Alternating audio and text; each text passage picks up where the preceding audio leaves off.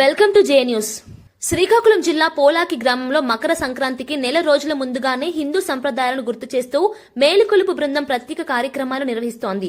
వీధి వీధిలో భిక్షాటన చేస్తూ శివుడి పాటలు, స్వామివారి కీర్తనలు ఆలపిస్తూ మేలుకొనరా చంద్రశేఖర, మేలుకొనరా నీలికంఠ అంటూ భక్తులను మేలుకొలుపుతున్నారు.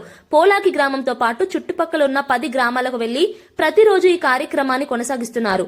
50 ఏళ్ల క్రితం ఉన్న హిందూ సంప్రదాయం, ఆచారాలను యువతకు తెలియజేస్తూ హిందువులందరూ ఒక్కటిగా ఉండాలన్న సందేశంతో ఈ బృందం ముందుకు సాగుతోంది.